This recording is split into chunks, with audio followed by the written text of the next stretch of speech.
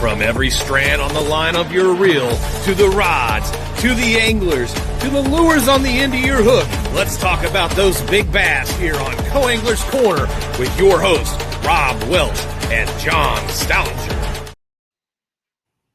Good evening, everybody. I'm John. Hi, y'all are. Cajun Rob here hanging out with you on a cold, blustery night in Kentucky. It's not too bad in New York. It's, I think, 31. I'm going to drop down to about 24. I got more snow than you got, man. How's that possible? Isn't that great? Nope. Not for me. You need to start getting your ice fishing gear if it keeps up down there. No, I like fishing in the cold. That's just my favorite thing to do. Not so much.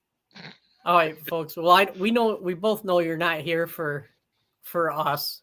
So I'm going to bring on our guest. Our guest is Olivia Baroffio. She's a co-angler from Vermont, and she does a lot of promoting and increasing the audience in fishing in the upper Northeast. And we wanted to have her on to get her aspects, get her idea of how fishing has evolved in the last little bit. And if you have any questions, don't be afraid to bring them out. Absolutely. Looking forward to it. Hi, guys. Hello. Hey, how's it going? Good. It's cold here. I can imagine. What do you mean cold? It's been 20 degrees for the last couple days. And every day there's a little bit of snow, but like it's kind of melted down. It's kind of now just a pile of ice. So we went from like 9 inches of snow down to 4 inches of ice. Well, I still have grass where I'm at in central New York. It's almost worse to have grass and like it look nice outside and then be freezing and too cold to actually do anything out there. Oh, yeah. Well, the good thing about that is I don't have to worry about getting rid of the snow. That is a hard part. Yeah. I actually still have to bring my boat down to storage, and it's currently in a pile of snow. So I don't know how that's going to go, but you know what? We'll see. You could bring it right down to my place. Okay. Because I got 2 lakes right next to me that don't freeze. Wow. Ooh. And I might take you up on that. You and your husband can come. We have a spare bedroom with a queen size bed and refrigerator and microwave and private bath, It sounds like a deal to me. I might take you up on that. I mean, the only issue is the outside air temperature might get to you. I think I'm getting back into it. It's a hard transition. It was like very suddenly winter. Yep. Yes. I'm not used to it. Yeah, we already got one comment we'll get to real quick. You might notice, fella. My favorite I've ever had. There you go. I'm sure all my boaters say that about me, but that one is my favorite boater. There you go. Now we're competitors. I bought a boat recently, but he was my boater for a very, very long time. That's my husband. And he's taught me a lot about fishing and kind of helped me get to where I'm at right now. And just he's kind of my glue that holds me together when things get a little bit tough, whether that's in a tournament or just in life in general. He's always been there. Oh, awesome. You got to have a good partner. That's great. Yes. So if you don't mind giving us a little background into your fishing, how you got started, what brought you into tournament fishing, and yeah. So I don't really know where everybody else is at, but I didn't grow up fishing. I wasn't like coming from an outdoors family. So my whole life growing up, I was really interested in the outdoors, but I never really fished a lot. Like my dad took me maybe once or twice that I can really remember. And he was a multi-species guy. Whatever bit. He kind of liked trout. But I didn't really start fishing until I must have been like 16, I want to say. And the main reason I started fishing was because the guy I was dating was really interested in fishing. And I just wanted to spend more time with him. And it worked out because I ended up marrying him. So that's Casey. But yeah, I wanted to hang out with him more, and we got out there, and I was having fun with it, but I wasn't like super into it at this point. Oh, that was loud. Sorry about that. That's okay. I thought somebody shoveling snow. It's the snow on the roof. Oh, Yeah, I don't have any snow on my roof. Sorry. My bad. So by the time I was like a senior in college, that's when I really started to pick it up. So coming into my senior year of college, I knew that the sports that I was playing all the way up through weren't really going to be an option anymore. I kind of got into sports later in life than most people do. So like I picked up sports when I was in late middle school, early high school. There's one sport that was kind of consistent throughout my whole childhood and into adulthood, and that was softball. And I carried that one all the way into college. And so when my senior year came around, I was like, I'm not going to be able to do this anymore. Fast pitch softball is way different than slow pitch softball. And I was like, I don't want to mess around with slow pitch. It's just not the same. So I was like, what can I do? And I was like searching for all these new activities to try. I bought a bow and I started to shoot like competitive archery, but then I scared myself and I didn't want to do it anymore. And then like I got into volleyball, which I still do. It's a lot of fun. And at the time when I first picked up fishing, I was like ready to commit to wakeboarding. And I was like, that'd be so cool. I just want to compete in something. And like, I just want to do something cool and different. Yep. And then that was in 2017. The Bassmaster Elite Series came to Lake Champlain in 2017. And it was so convenient because Casey's family actually has a camp on Lake Champlain. And so we'd spend the weekends up there. And that's kind of where I learned to fish. But that's where I saw the first boat. And I was like, oh my God, that's really cool. So we went to the weigh-in. And from then on, I was like, I want to do what they do. Like that, I didn't know there were such big fish in my lake. I didn't know you could catch so many of them and be consistent with it. There's more to it than I understood. And then on top of that, I was like, you can keep all these fish alive. Like I don't eat fish. So when I went fishing, it was just like, oh, there's one. And I didn't really do anything. But once there was like a reason to be targeting bigger and bigger and bigger fish for me, I was like totally fully invested in that. So that's why I started to think, I need to do better. I need to learn everything there is to learn about it. I need to get myself into any kind of clubs or tournaments that there are locally. And at that point, I didn't know anybody that fished. It was just me and his family. And from there, I just kind of like I used the resources that I had. So I was going to college at Norwich University, which is a military college, and they've never, ever had a fishing team. But I was like, well, maybe I should start one, not knowing at all what a tournament was like and what a fishing team might do. And I had a ton of people interested. I was like, this is something that could take off. So I grouped up all my people. I asked them what they wanted to do with this club. And then I was getting ready to plan a second meeting, and I knew that there was a local pro, a semi-pro kind of person that might, he was pretty close to my hometown. So he might be able to come in and like actually talk to us about what he does and what tournament fishing is all about and get us started. And I ended up graduating before any of that happened. So like I couldn't get started there. But you know what? He was like, I know a guy. Sorry I couldn't make it. I know a guy that likes to write papers about fishing. He writes news articles. And that's the person that got me into the club that I'm actually the tournament director for now. So that's the Rutland Bass Club. Okay. Awesome. Yeah. That's an interesting story. It's a long one, sorry, but No, you're good. You're good. good. Hey. So if you don't mind asking, who's that almost pro that you contacted? His name is Jimmy Kennedy. Jimmy Kennedy. He's a local pro in Vermont. He's sponsored by Cabot. He does a lot of cooking videos. It's actually really cool. It's a very niche part of the fishing industry that he's kind of put himself into. But he connected me with Chris Martin, who he's just one of our local guys, and he's another person that's taught me a lot about fishing.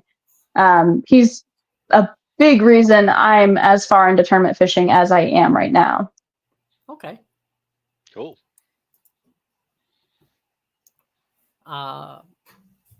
who inspired you to do tournaments? Me. I was about to say, or Who's me? just your competitive nature? Well, yeah, I found that I was competitive as I got into high school, and like that's just really what I enjoyed was making competition with people.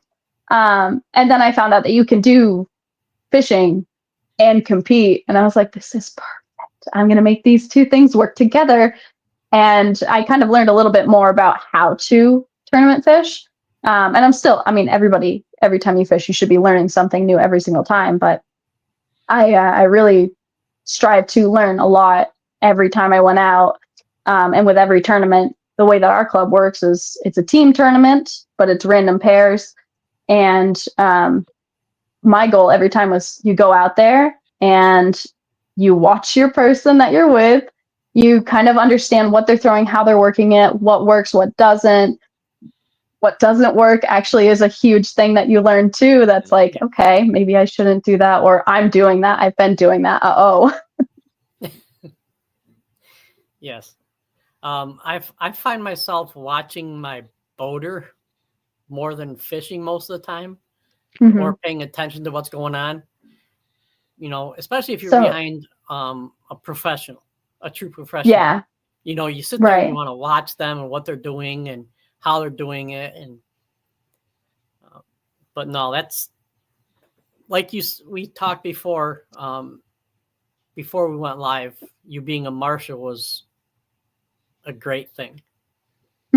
So it was at that 2017 Champlain tournament, we showed up, and I don't know, it was one of the women at the booth. They were working a booth over there. They were like, oh my goodness, if you had come here the day before, we needed marshals. I was like, what's a marshal? And she told me about it. I was like, I would love to do that. So the following year in 2018, they didn't come back to Champlain, but we went to Waddington for the first time on the St. Lawrence River. And at that point, I had never been on, I don't want to say a bass boat, but a boat that goes more than like 30 miles an hour. And that Chris Martin, he took me out, and he I don't know, we got up to like 50 or something. I was like, this is a lot, but it's okay. I know I'm going to go faster once I get to the river. So the next week I got to the river, and it was actually probably the most memorable day on the water. But before that, the day before, my first pairing was with Paul Mueller. I was like, that's cool. He's from Connecticut. That's close to me. He's going to be a cool guy. He was not having a good time. So he was really quiet, and I was like, this is kind of awkward, but I thought I was going to die that day. The first time on a bass boat, and you're flying up the river going whatever he was going. I thought it was 100, but he was probably like 62, 63. Yep. Well, the second day on the water, I got paired with Aaron Martins, and that was by far the best day of my life. Like, I learned so much that day. And I keep, every time I try to think a little bit deeper on, like, it was a drop shot tournament, and Aaron Martins is the best of the best when it comes to that. And he's like, I hate doing this, but I'm just so good at it. And I was like, you are. But he taught me a lot. And I like, in my brain, I feel like I learned how to do it from him. And it's just extra bonus that I was right there behind him the whole time. Yes. Now, Paul Mueller, I fished the BASS regional against him up in Maine. I don't know, 2015, 16, 14, I don't know. And it was the year he qualified for the elites. Oh. Yeah. And so next year he signed up for the opens as well. And him and I and my buddy traveled together, and a great guy. He's a guide, and probably one of the best crappie guides in Connecticut. He told me he really likes crappie fishing. Oh, he does. He does. And that's how he looks at smallmouth fishing too. Oh, interesting. He didn't tell me that, but that makes sense. I know a lot of people are like, crappie are way smarter than bass, but like on the scale of smart, smallmouth, top, largemouth for sure. I can see that comparison. Yeah, I think the fish are smarter than us because we're out there in 10-degree weather trying to catch fish. Yeah. Yep. Yeah.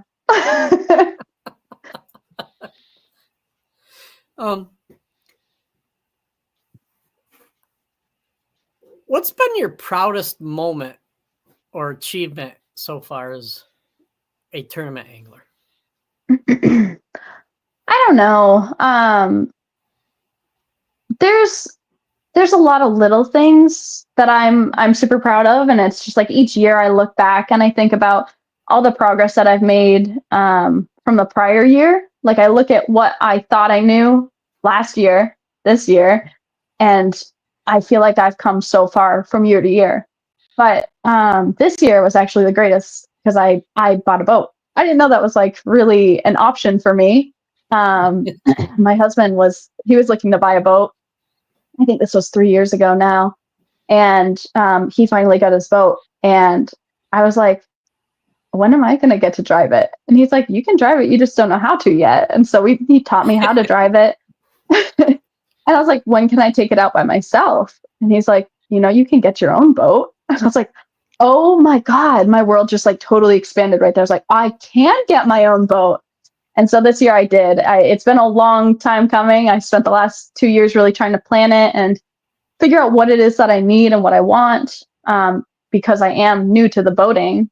Right. I want to make sure that whatever I do, I'm not like totally destroying $20,000 worth of boat on a dock because I don't know what I'm doing.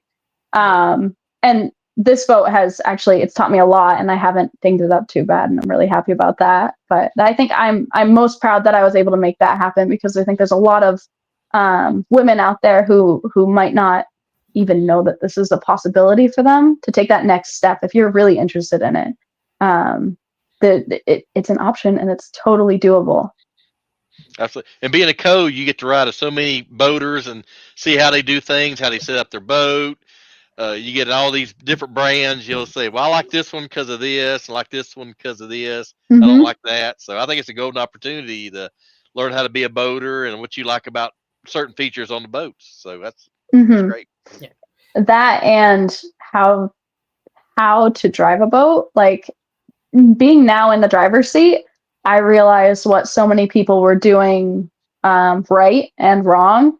Yep. Like there were days, I think everybody who's hopped into anybody else's boat has had a day where they're like, I don't know if I'll come back today. But like you always do, right? You're always safe. And there are just some people that make it really hard to trust being on a boat. And I know what they did wrong now. But going from boat to boat and seeing how other people do things and just the little adjustments that they make, that's actually something that like I figured out pretty quick once I was the driver. Oh yeah, you do quick.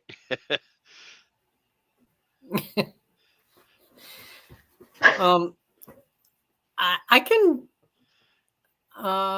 Christopher Martin. That's Chris Martin. Say it. So that's Chris. He's the one that got me into the club. And he's, what is he? I think he's the president right now of the Bass Club. And I'm the tournament director for that club. Yeah.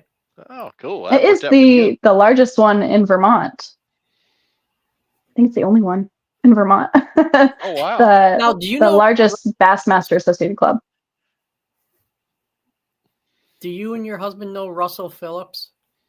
I know Russ. Yes, I fished the nation with Russ. Russ has been on the Vermont team many years, and he is quite the character. I really enjoy hanging out with Russ.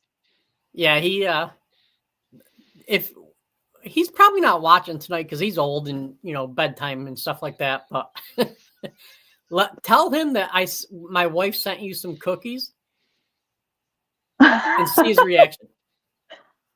I heard, actually, I see guys in the comments every once in a while. I see him talking about your wife's cookies.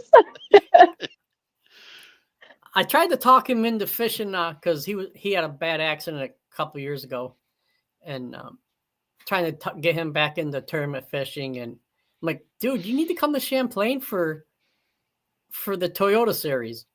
And he's like, no, I don't think I will because of the forward facing sonar. And I'm like, stop being a baby. I don't blame him. I mean, man, even if he's taken a couple years off, you come to Champlain and like you want to do it the fun way, and you want to go south to tie, and you want to flip all day long. Like you're still not going to get the 22 pounds that you need to top whoever is scoping for smallmouth. That's true. It's tough, Not and it's not something I'm putting on my boat. Not too many people travel to Thai anymore. Most people go from Thai to Plattsburgh because of smallmouth. Yeah, it's changed a lot. The first year that I started fishing for real down there, I didn't really know the difference between like smallmouth habitat and largemouth habitat. And I learned really quickly that Thai was great, but it was kind of on this like downward trajectory. And it's been there. And this year the vegetation was just not popping. So like there was nowhere that you wanted to fish. All your usual spots, like where you know that they would consistently hold fish, they weren't there. So I'm wondering if like we hit the bottom, maybe now it's going to go back up. The year started off great down there. Like there's a Father's Day Derby, and from that point forward, like very few big fish were caught. Every once in a while you'll see one, and they were very big fish, but like not as frequently catching like 4 and 5s as I expected to. So hopefully we'll go from the bottom and it'll keep working its way back up. I think all the pressure on the smallmouth might push it to be better. Could be. They're catching smallmouth more around Thai than in the past, so which is a good thing. Jim Fratasha says, "Hey John, love listening to your podcast. Thank you, Mr. Fratasha." Christopher Martin says, "I made the AOI final in my first year and had to fish a tiebreaker against 5-time Ruland Bass Angler of the Year, or Rutland, not Ruland, Bass Angler of the Year, Jim White." Yeah. My first year that I was fishing, I was just super pumped to be part of the club and like to finally be fishing tournaments. And Chris has always been a big supporter of mine, so this doesn't surprise me at all. But yeah, I did. I fished all of our tournaments. We get 10 tournaments a year, and I made sure that I was at all of them. And the way that our points work, that just kind of, it worked in my favor that I was paired with great boaters. I can't say that I contributed very much that first year, but I did contribute to most of them. And most of these limits are 5 fish limits. And by the end of the season, I was tied for first, which is, I don't think it's ever happened before, but we had a tie for first place in our AOI points that I had to do not 1, but 2 fish offs with Jim White. Wow. And, spoiler alert, he ended up winning. That's first year though. That's great for your first year. First year. Yeah. Now I'm the tournament director and I don't put myself with all the great boaters, but at some point I'll be the great boater and it'll be okay. Oh yeah. There absolutely. You go. And Chris Martin also says she's not going to tell you guys about the tears of joy she finally catching a fish in the last minute against Jim. It was literally the last minute though. I was in Chris's boat. It was just me fishing in Chris's boat and Jim fishing in his own boat. And we both had a really tough day. It came down to, I had 1 fish and Jim had 2 fish. And it was like lines out at, I don't know, 4:30 or something. And the fish was on the line at 4:29. Wow. Never give up. Never give up. That's right. Sounds as like Mike Acanelli would say. Yeah. Sounds like they were fishing the Ohio River. It should have been better than it was. It's like early fall in Vermont on Champlain. It should have been great, but it wasn't. We were in mid-lake, though. That's the problem. There's like 3 lakes on Lake Champlain. And you either go north, like Plattsburgh and north, or you go south of, I'll say, Charlotte. And that's like everything in between. It's like 300 feet deep, and you don't want to play with that. Wow. There's some spots, though, that's in the mid-lake that are okay. There's some shipwrecks that are pretty cool. Yeah. I'm trying to get Rob to come up to Champlain, but I'll eventually get up there. I'm sure you will.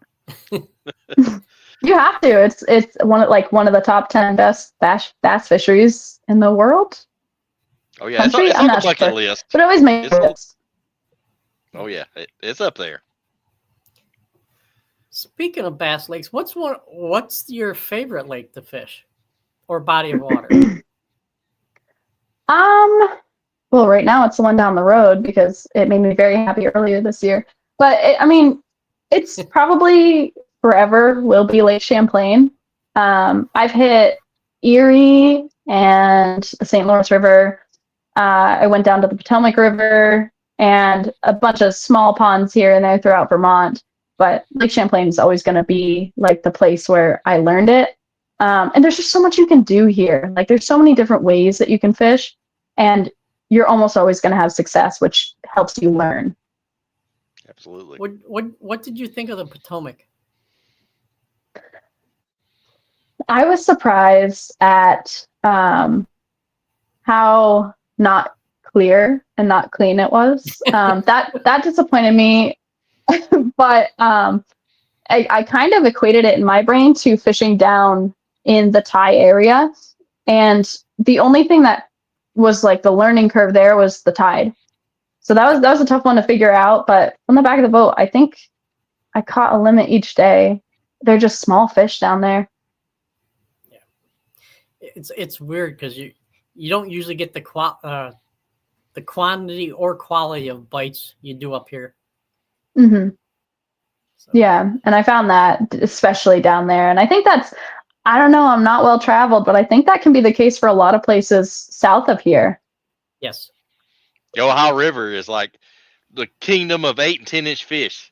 I think I caught one keeper one time in a BFL on a buzzbait and almost cashed a check on one fish. And it was like a 3-pounder. It wasn't a giant, so That's an Ohio River giant.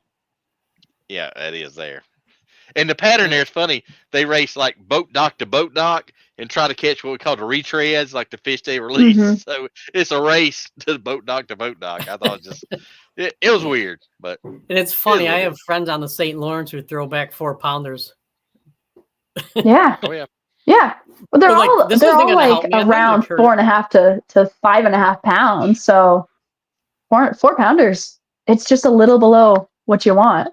Yeah. It's funny because I fished with a guy and he pulls up a fish and he goes, "What do you think?" I said, "It's about 5." It was like 4.5, and he goes, "Well, I can't use this one." First fish of the day. Wow. That's a great problem to have. It is, but it was the first fish of the day. And he's like, "It's not going to help me. I can't use it." That's insane. That's confidence. Wow. I'll say. Yeah. Well, the guy ended up weighing in, I think, 17 pounds. So that 4.5 pounder would have helped him. Oh yeah. Oops. Of course, I had a little more than him, so which was all right. That reminds me. Gerald Swindle told a story one time. He was out in Alabama or somewhere fishing, and he's catching them. He caught a 3-pounder. KVD comes pulling up beside him, and it's like first day, like you said, and he's like, "Ah, that won't help me," and threw it back. So KVD left, and he's like, "Man, I wish I kept that fish." After KVD left, he was trying to intimidate him, gets ahead. I was like, "That's just hilarious." Like, yeah. Man, I should have kept that fish.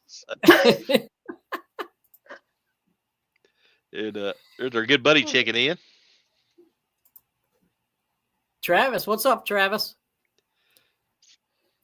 Travis is the one of the owners of the Ladies Bass Anglers Association. Oh, cool. Okay. Yeah, I follow. Yeah. I follow them, and I've always wondered if there is something similar to that, or if they travel up to the Northeast. Just there's really not much going on up here when it comes to tournament fishing, but specifically women. There's not a lot of people. I know maybe 2-3 people, maybe that 3 women specifically that are into tournament fishing in a somewhat consistent way. Cool. It's getting more popular with the women or high school anglers in New York. So I'm hoping that's a good thing to have. Hope Kentucky, Tennessee, I see a lot more younger, high school, college age, a lot more last couple of years fishing these BFLs or bass opens. So it's growing, Mhm. definitely growing. We had bass fishing introduced as a high school sport in the last 8 years, I want to say. And just last year, I've been helping out. I've been the weighmaster for the last 2 years for the high school championship here in Vermont. And this past year, it was a brother and sister team who won, and she caught the big fish of the tournament. So I was like, "Yeah, you go, girl!" Wow. So it will take off, and hopefully more young women get into it and can see like it's really cool to be like the dude, the man in this group of like high school boys that think they're everything. Oh yeah. Oh yes, and I'm sure some Eagles were hurt that day. Oh yeah. We can only hope, But though. Travis says he has a Federation brewing for the Northeast, Okay. and Travis, if you need assistance with that, let me know. And he also says Two Chicks in a Boat operates more northern. They're also Two a chicks part in a of boat. the LBAA. Yeah, I Yeah, think I they're think they're Michigan, based- Oh, no Ohio. way. Yeah. I Oh, think they're- okay. Yeah, I'm gonna have to look into that. That's really cool. I'm in central Vermont, and I typically travel around Vermont, but I usually travel pretty far for at least one tournament a year. But the farthest I've traveled was down to the Potomac River. So I mean, out in Ohio, that's different for me, but it might be something that I can put on my schedule. There you go. Thank you. what did I do with it? Oh, here's their schedule for next year. Lake Kiwi in South Carolina, Seminole in Georgia, Harris Chain of Lakes in Florida, Caddo in Louisiana, Bull Shoals in Arkansas. That's be a good one. Oh, there Maine you go. wants to Ooh. start a trail. If that happens, And- I'd be part of that. Oh, you'd be right Yeah. there. I wouldn't. I mean, I fished Maine once, and it was at that regional with Paul Mueller against Paul Mueller. Hmm. And actually, Paul, he was the first boat on the last day, but they held him until everybody else went through because Oh, he had wow. like an 8-pounder. Yeah. Oh, hey. Oh my God. Really? Yeah. Wow. I heard a And, lot of people struggled to even get a bite up there. Yes. We were in Sebago, Yeah. Sebago, yeah. Yeah, and New York was the only team that everybody weighed a fish all 3 days, Wow. and a lot of one fish days. Hmm. Yeah, that's what I heard. The guy that made it from Vermont, he said, well, all I needed to do was catch one fish a day, and I made it. Yeah. So I heard it was pretty tough. Yes, very tough. But of course, we went after there was a 50 a tournament with 50 team, Hmm. 50 team tournament up there, and they fished the whole week, and Yeah. practiced the whole week, fished a couple days, and then we get up there and it's like, oh, we're done. Right, and there's practice for that too. All these fish are really, really spooky and kind of beat up And small. and small, Sometimes. Except for that one Paul caught. except for that one. That was a beast. That was the only one in the lake. Yeah, I that was think it was. great granddad. I think somebody brought it in from another lake and dropped it. Could be. No, the guy, I was with the guy the day before I was with a guy and we saw the fish, but he couldn't get him to bite. Oh, I feel like that's always the case. oh That yeah. happened on the it St. Lawrence River too to a lot of our guys. Yep. There's a little a bay. I want to say it's in the southeast corner, and that's where he was. So, oh well. Wow. Where is that? I don't know what that lake is. Kiwi is in South Carolina. South Carolina. That's kind of a long haul, but you know what? I feel like spending money and going fishing, so why not? I'll actually look There you into go. it. It might. Yeah, I was it's not far from considering Potomac. doing that this year. I mean, if you're going, it's only I shouldn't say only, but it's $200 for co-anchor. Yeah, it's not bad. That's not bad. No. It's just the cost associated with traveling, which like Right. if I'm Exactly. not doing a nation tournament this year, then like there's that. I mean, they cancel each other out. It's perfect.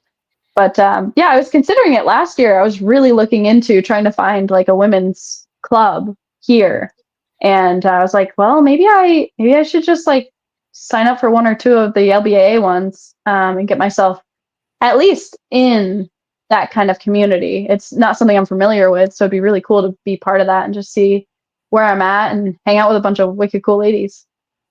Yeah. And the LBAA from Rob and Travis and all the women we've had on this show, they've all been great. They help each other out until they're on the water. Mm-hmm. And even sometimes on the water, like one lady was leading a tournament and she gave someone baits, even though, half the day in the boat. Yep. Yeah, half the day in the boat, even though she could have ended up losing the tournament. She gave up her boat half the day so this other lady could fish it because she had boat issues. But So yeah, I like that. I like that kind of community. Family. Oh yeah, it is. And I went to Gunnersville. I went to their last tournament last year. Took my youngest son, and they put on a great tournament. Great bunch of ladies, great folks that run it, like Steve and Travis. I mean, you're really gonna like it. I'll say, at least go to one and see how you like it. But you'll love it, I promise. And yeah, Travis, I'll see if I can make that work. That'd be really awesome. Oh, absolutely. And your husband can go too. He says you'd love the LBAA. Your husband, I bet I would. Go too. Travis Birch offered to give it up. Didn't have to. The Luckily, boat it got fixed. Yeah. Yep. That's so great. It does sound like a really lovely group of people, and I would love to be part of that. I think I'll look into kind of coordinating that. We're heading down to Texas for the Classic, and I'm wondering if maybe there's some overlap. Maybe I can spend an extra couple days down there. There's some awesome lakes in Texas, I guarantee you. I've heard. Well, hopefully, I think I may be going for work. So if I do, we'll have to get together, go hang out or something. Ooh, so yeah. Yep. But it's funny. I went a couple years ago. Took my youngest. Never been on a plane. We flew, and to see him like when a plane takes off, his eyes gets the biggest saucers. He like land. He like his eyes real big. So, well, that's pretty cool. We got to go down to Alamo, and it's a good trip. But yeah, Texas is awesome. They put on a good event. Yeah, I've never been. I'd like to go, and we're planning on being there. So, I mean, if anybody's there from LBAA or if you guys are planning on being there, let me know because I'll be there. Awesome. Yeah. Travis is saying Caddo is close to the Classic. Ooh, okay. There you go. That might be the one that I find overlap with. Screen or whatever, but. Oh, he's letting the cat out of the bag now. Come fish the LBA event and catch a 10-pounder. I would love to. I've never caught a 10-pounder before. I actually just caught my PB this year. And if the day on the water with Aaron Martins wasn't my most memorable day, it was definitely this day. It was my first solo trip out on my boat. And I was like really nervous about like just doing everything right, not running it into the ground or sinking or anything. Yep. And I'm just out there learning how to use a trolling motor that doesn't have spot lock. And everything on it's like all original. So I'm just trying to figure out how to run a boat like you're supposed to. And all of a sudden, the heaviest weight, I was just throwing a drop shot too, and that's like the thing that I'm most comfortable with. So I'm kind of disappointed that I did that, but I was like, this water looks like a little leechy, so I threw out a black flat nose minnow, and it kind of, I guess it was a flatworm. And so I thought I was like stuck on a log. And then I realized, no, that log is moving. Yep. My dog's on the boat with me. Oh my God, it was amazing.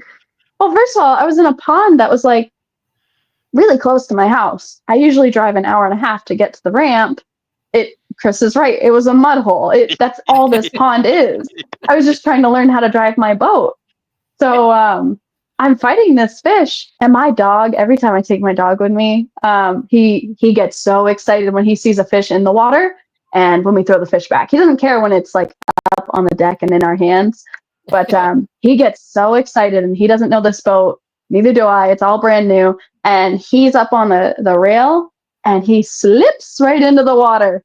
So he's swimming over the top of the fish, and I'm like one-handed trying to grab my dog and like keep the fish on the line. I'm like, this is a big fish. I can't just put my rod down.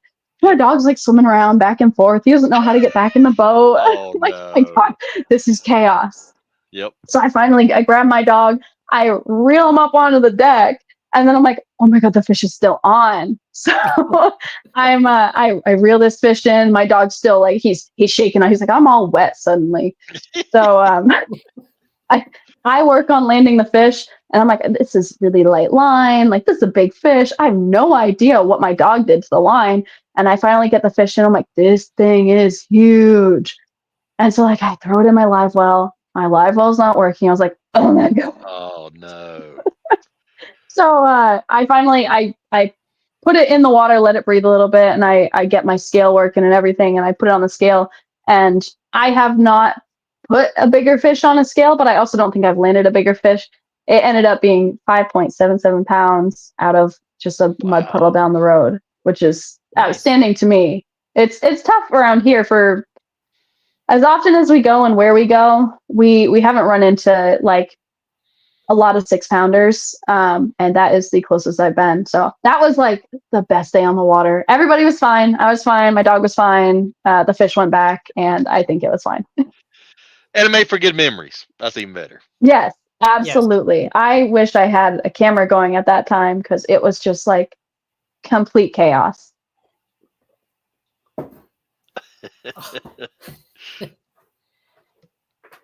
Barking Ruger says, late my ass, pod, and I made it to weigh in. You good, man. You good. Yes. So what do you plan on doing this year? I mean, as far as fishing wise? Well, I'm bummed to not see the Bass Nation come this way. But I'm thinking what I'm going to do is I'm going to kind of work on transitioning out of being a co-angler. And I'm still going to do that. I'm still going to utilize the opportunities that I have, especially as a tournament director. Like, I get to make those kinds of decisions. I can switch from boater to co-angler really easily.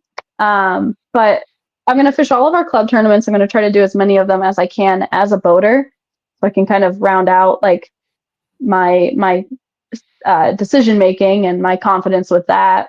And hopefully at some point this year, I'm going to get into fishing team tournaments, not in the club, but like kind of money tournaments, because our club is not a money club. We're centered around learning, and I just kind of want to branch out and do something that's a little bit more like dip my toe in the water of taking risk. So I'm going to see if we can get my husband and I, or maybe Chris wants to jump into like a team tournament out of the Inland Sea. Yeah, they're a lot of fun. They are a lot of fun. You're lucky up at Champlain. There's a lot of team tournaments up there. There is a lot. I always worry about doing team tournaments just because, like, I hate to put all my money out there just for the same guy to take it every weekend. But once I feel more confident. Would his last name be Morissette? Oh my goodness. That's not the one I was thinking of, but he's one. Yeah. You got a Lavelle in there. He was on the regional team with me. Yep. Yeah. He just he sold his cabins up there, the Anchorage, right? Yeah. Yes. Yep. Yeah, they used to shout out to Olivia for thriving in the chaos. I hope that continues. I hope I continue to thrive in chaos, because I think there's a lot more of it coming, especially being a boat owner. I mean, already we got 4 inches of snow and my boat's still in the driveway. I have 0 inches of snow. It could be here. You know, maybe I should do that before I bring it down. No, actually, like I said, you and your husband are more than welcome to come stay at the house. Thank you. I have Cayuga right next to me, which has some pretty good sized smallmouth. That's 15 minutes away. Seneca Lake is about 8 minutes away, which has good smallmouth. Let's see, Oneida Lake is 45 minutes. Lake Ontario's an hour. St. Oh, Lawrence not is bad. You have a no lot of St. Lawrence is options. about an hour and a half to 2 hours, depending on where Nice. you know. So I Cool. I've been to I'm kind of Cayuga once spoiled here. before. What's that? I marshaled on Cayuga. I don't know. This must have been 2019. Yep. And I ended up with Mark Menendez, and Yeah. that was a really cool time. I learned a lot that day. I learned a lot about politics, but I also learned a lot about fishing. It was good. It was a really nice day. His storytelling. He talks all day, and I love that. Oh yeah, he's got a lot of stories. He's been doing it for a long time. He He lives over does. Paducah, over the west end of Kentucky. But Yes. great, Yeah. great guy, great guy. Yeah. He's a nice guy. Oh yeah. Yeah, he was headed on the upswing years ago, and then family issues with his wife and stuff, Mhm. wife passing away, and he had to give up fishing for I don't know 5, 6, 7 years. He gave it up. Yeah. Yeah. But, Yeah, he told me all about that. He made me cry like twice on the boat. I don't think he knew it, but like, oh my Right. goodness, he is just such a strong man, and man, he knows what he's doing. He's a very Yeah. good guy. Great storyteller too. Hmm. So I have a question about the boat and your adventures so far. How do you have you been on the boat or on Champlain with the rough water yet? I have. So my boat is it's a 18.5 foot tracker. So it's light. It's got, it's got the original trolling motor, and I took it out. Actually, it was this past September. I took it out for the first time by myself on Champlain, and then I ended up inheriting a high school kid that couldn't make it into the tournament. So he was kind of a sub, and he jumped into my boat with me, and he figured out that I was learning how to do it. But since I put it on the water, I haven't had a day. Knock on wood, I haven't had a day where I haven't caught at least one fish, and that makes me feel like I'm at least doing something right. The boat has given me the opportunity to be on the water, and Chris had a comment earlier that said time is the new currency, and absolutely it Yes. is. Like, Oh, yeah, I've got what I need now. It will do Lake Champlain. I don't want to put it in the inland sea on a what says 10 miles an hour sustained wind, because it's always 5 miles an hour more at least. Oh yeah. But on a calm day, I'll take it out there. Oh yeah. I usually hit the small ponds, but it's able to get me to and from just fine. Yes. Yeah. Hey, back in the day, an 18-footer was the average boat. So Oh yeah. Hmm. I thought about that too, and I was like, oh gosh, I can't imagine, like, especially in the waters that like Chris's boat or my husband's boat, you guys would go out there in what is 10 miles an hour sustained, probably 15 miles an hour. And it's a little bit tough, but they were going out there in 18-foot boats, and I don't want to do that. That's spooky. But I'm not. I'm new. There's a lot to learn. Yeah, you getting there. You get there. Oh yeah. I know, Rob, you have at least one question. Yeah. Now, Aaron, I watched. I'm jealous because I watched videos of Aaron and learned how to drop shot and kept going out and kept going out and got the hang of it. But what's kind of your favorite drop shot setup? Rod, line, kind of go through what your favorite setup is. So the rod that I use, I'm kind of drifting away, and I might end up changing the rod, but I'm using a Dobbins Fury rod right now. And the only reason I say that I might want to shift off of that is because the balance of it isn't quite comfortable. Like, with the reel that I use, which I think I've got 2 of them, and I've got a Tatula spinning reel on one and a Fluger President on the other. Both of those rods, both of those reels, I've got 3 fingers in front and my pinky tucked behind the reel. And that's like, it's not nice when you're spending hours doing it. So I might find something a little bit more balanced, but when it comes down to it, it's just like, I'll use, I think it's, right now my setup is 12-pound braid with a 8-pound leader, and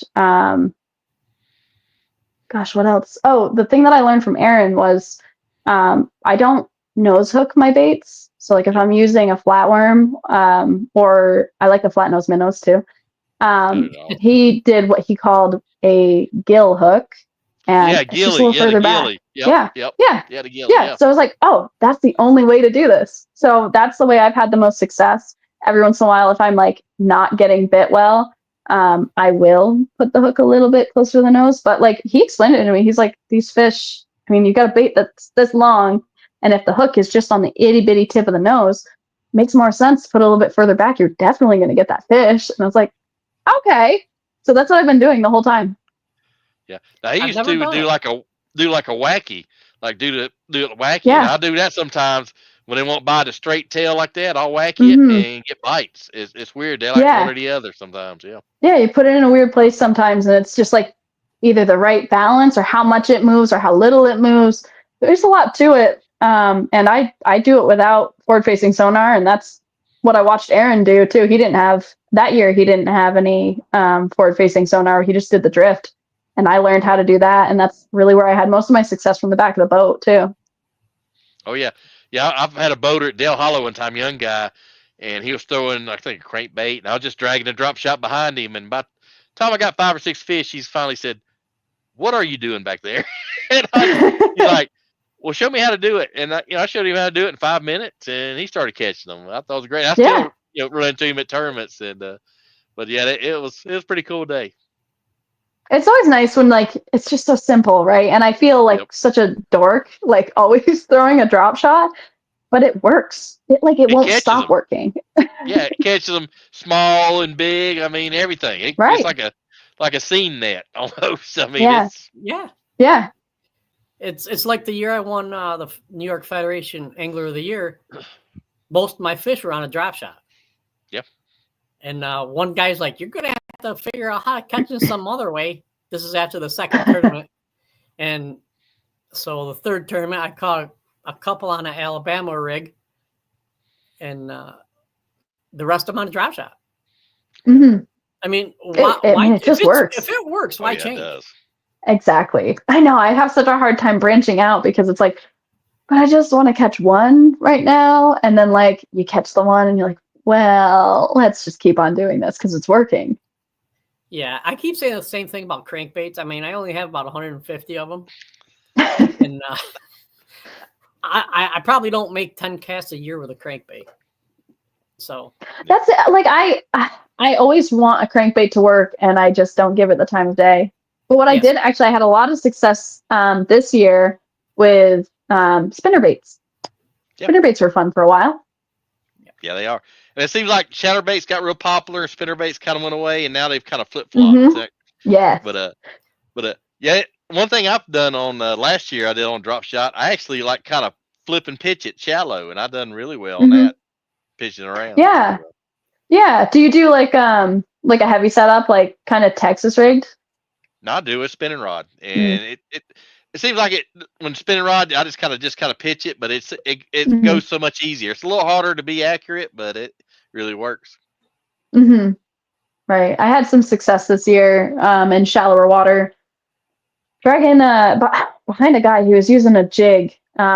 This was in my Bass Nation tournament on Champlain this year. He was throwing a jig and he was getting a couple bites here or there, like in really thick weeds. And I was like, I'm not drop shotting in this. I was really hoping I could, but I'm not doing this. And I had a lot of success and a lot of confidence after this, but with a chatterbait all year here on Champlain. It worked for me. Yeah. Oh yeah, I had one boater, and I actually got paired with him a second time, but we fished down in Gunnersville, and he wrecked them on chat. I think he had like 24, 25 pounds. Of course, I netted them all, and then we fished again at Del Hollow, and he's still throwing a chatterbait and still did pretty good. So that's the only thing he throws, but it's pretty interesting. I mean, there's little nuances, to everything, and he has a little changes set up and weights and trailers. So, but he's got it figured out. Yeah, once you get that one thing that you're super confident with, it's like it's so hard to put it down and try something different. Yeah. I used to get bad spun out when I'd get with a boater and he was drop shot, and I'd be like, And finally I started getting the shaky head and some other stuff. But at first, the boater would show up and do a drop shot, and I'd be like, throw me a curveball and a knuckleball at the same time. Yeah. So it's a knuckle curve. So, like with me, I fish a lot of weeds too. And Cuga's filled with weeds, and I drop shot. I just Texas rig it. Yeah. Yeah. Texas rig the drop shot. But one of the things I'll do on a drop shot too, I don't know. Yeah, I'll say it. Is wacky rig a Ned worm. Yep. On a drop shot? Yes. Nice. That's Especially different. around docks. Okay, that makes sense. Half ounce. That's so tough to throw around docks sometimes, but that makes sense. It's very simple. That's cool. It is. And different look and a different action. So absolutely. Exactly. It's compact, but like a big fish wants something compact too. Like that's awesome. Now when you're like Texas rigging it in the weeds and stuff, what size hook are you using? 1/0. Yep. Yeah. Nice. Okay. Yeah, I was looking at like. But I'll use like a robo worm, like a 4-inch. I'll use a 1/0, and then 6-inch. I'll use a 2/0. So yep. Oh, yep. Offset. Yeah, a little offset. That's why I use offsets. Yep. Yeah. And I like it because you go through the top and you kind of lay the hook on top of the worm, and if it's real thick, you kind of just put the hook, just kind of skin hook it on top, and it really works. Yeah. Yeah, I haven't like brought myself to actually throw it in the weeds. There was like one tournament I think I did, one of our club tournaments. This was my first year, and the guy that I was fishing with, he's like, "Oh, I hate drop shot," and I was like, "I love it, so let's try it." And it worked for him. I think I pulled like one fish out of the weeds with it, but I was like, I'm not putting more weight on this. Like I didn't know what I was doing. It was my first year, but it worked, and I haven't revisited it mostly because I go to the places where there are no weeds for drop shot. Like I don't know. I'm just back in the same old. Any thoughts of fishing the Toyotas on the Toyota on Champlain? I don't know. I haven't thought too much about doing that. Okay. I think probably with the Nation not coming up this year, I might entertain that idea. But if I'm going to go down to the LBAA ones, then probably not. I think I'm good for one at this point. I think I'm good for one like big tournament a year, and LBAA would be big mostly because like I'd have to travel. This is totally new. That's kind of what I consider big. It's like this is a brand new body of water, and it can be so difficult as a co, especially with the technology today. Oh yeah. Holy cow. I didn't realize how long we've been on. Barking Luger says, LOL, come on down. I can show you how to fish many trips and never catch a fish. John taught me the secret, and now it's just natural. And somebody else kind of schooled him when he came up to Kentucky. I won't mention any names, but does he work at Pittman Creek? Yeah. Well, you know how you don't like spinning rods? Well, I kind of schooled him on spinning rods. So he probably has a bunch of them now. Yeah, I think he does now. He does now. You learn to fish the leeward side of islands and bays real quick when it's windy, and you always have plan B and C where to launch. Oh yeah, absolutely. Good point. Yes. Yeah. Oh yeah. Lake Champlain gets such bad wind because it's so long. You get a north wind. Oh well, you can't go out. You get a south wind. Oh well, can't go out. It's really tough, but if you can get out there, it's worth it. I have friends who are very good on the St. Lawrence, but can't catch fish for crap on Champlain. I'm like, look, Champlain is the same thing as the St. Lawrence. Fish it's just a big river. Yeah. Yeah, it's a big river. It's a wide river. Fish There's less current, but like exactly, if you're in the northern part of the lake, it's clear. It's not quite as clear as the St. Lawrence, I'll say, but it's like these fish, they operate the same way. Like they move. They associate with the same, like if you find a boulder, you're going to find fish. Oh yeah. Absolutely. So I apologize. Do you have another couple minutes or no? Yeah. Okay. All right. What's your favorite cookie? Homemade cookie. I knew you're going to ask me that. Well, I will start by saying, I've prepared this already. I'll start by saying my favorite cookie is one that's raw.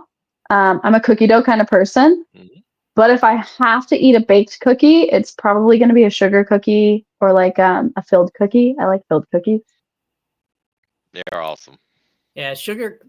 you know, my wife's a baker, and sugar cookies are my favorite, but it's a 2-day process, so she doesn't like making Yeah, them. a It's soft worth it. sugar cookie with frosting on it. My favorite. Absolutely. She's actually making, I think, 300 sugar cookies for the school. Wow. Oh, if she has leftovers, then she can send both the dough and a cooked cookie my way. There you go. That's what I'm talking about. And I think Russell James, well, she calls him Russell James, Russell Phillips. She calls him Russell James. But you gotta say that we sent you some cookies for being on our show. Oh, I'll do that. Yeah. There you go. Now he has a nice boat that he might end up getting rid of soon. Interesting. I didn't know he was trying to sell, but he does have a nice boat. I've been in his boat. We fished. We practiced on the St. Lawrence together. Yeah, Russ loves the St. Lawrence. Mm-hmm. No, I keep kidding him that, you know, he just sell his boat or donate his boat to me before his wife sells it. And but no, we'd like to give you a chance to talk about people who've helped you along the way, sponsors, or anything like that. So you take over. Well, I'm free to anybody that wants to sponsor me. As much as it says it on my shirt, I'm not sponsored by anybody, and that's okay with me. I represent myself, which is really cool. Which means I can do whatever I want, but and my time is super available. But that's something that I see in my future. I'd like to pursue it once I feel a little bit more confident about like my skills, my decision making on the water, and myself as a boater. The people that have kind of helped me be where I'm at right now and are continuing to help me grow. We've got Chris, who's been blowing up the comments all night. He's been a big, huge part of me kind of progressing into at least feeling like I know what I'm doing fishing.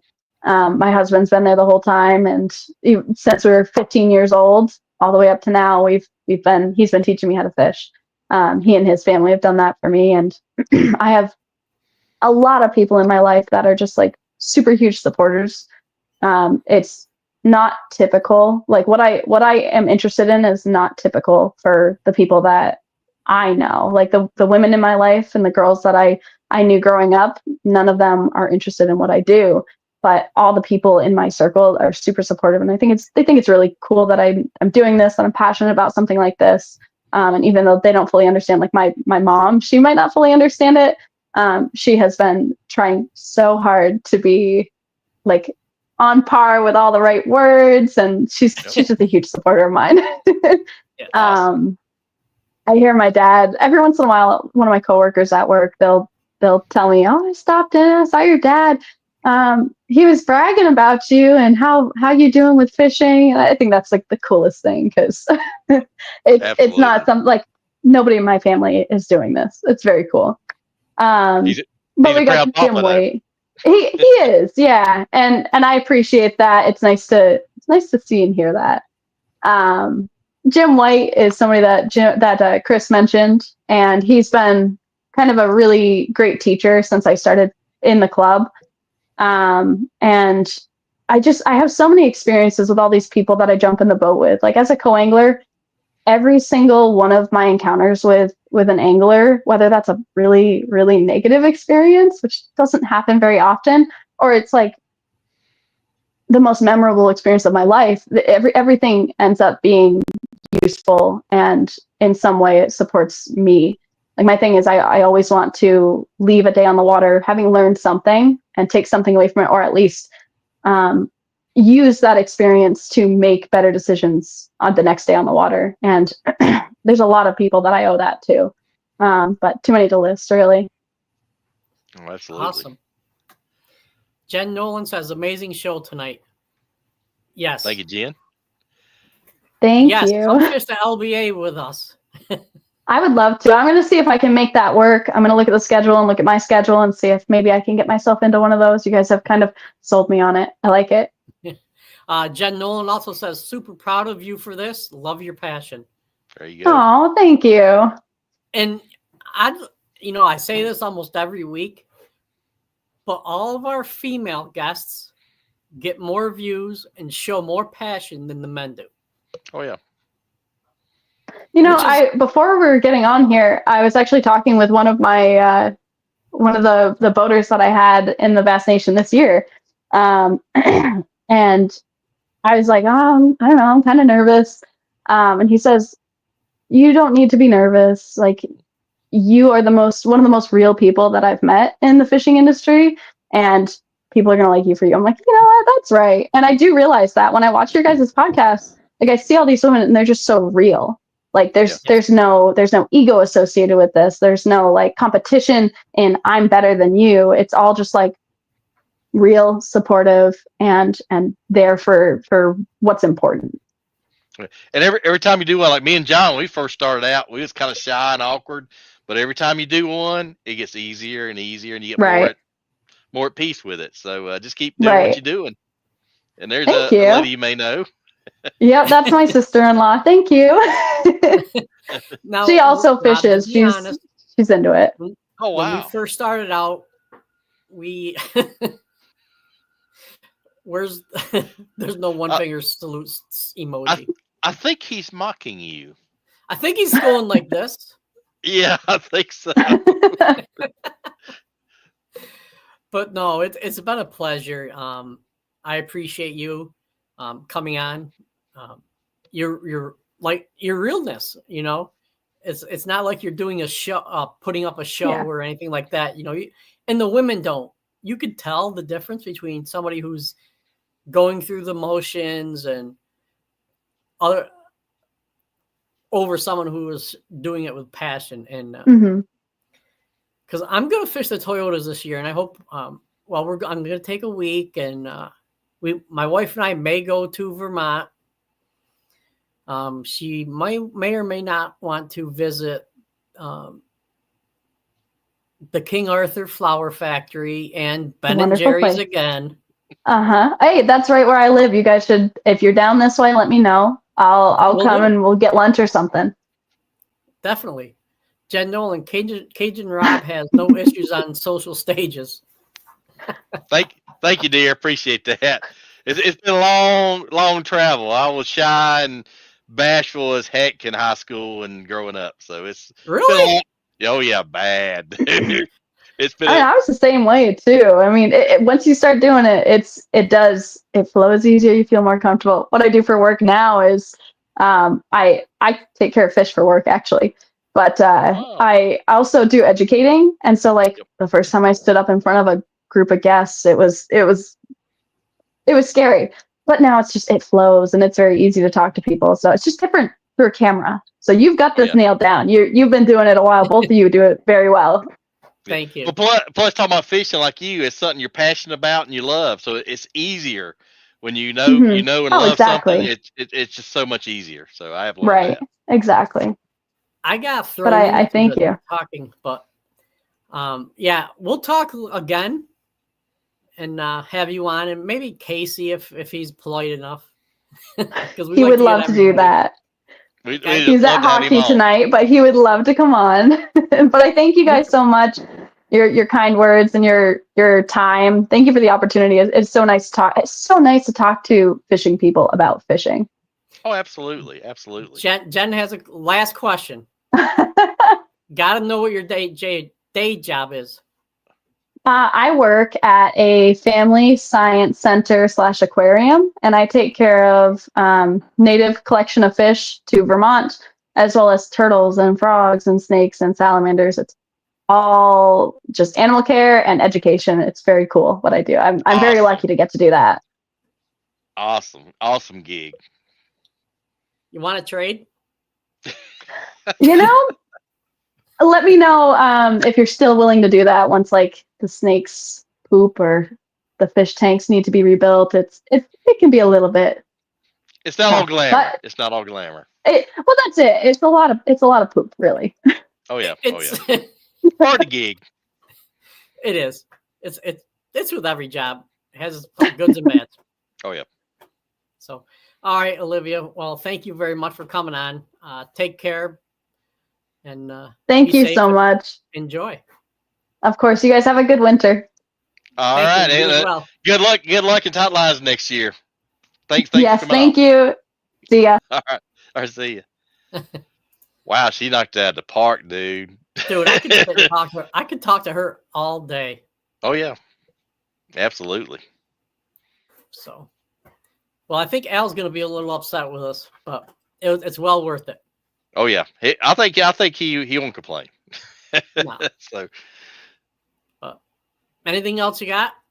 no, just another great show, brother. You got us another great guest, and man, she just knocked it out of the park. So, thank you, Miss Olivia, and we'll definitely have her on again. So we definitely enjoyed having her, and we'll definitely have her on in the future. So maybe after she does her LBAA tournament, we can get her take and what she thought. Not just that, but we could get her on the winners episode.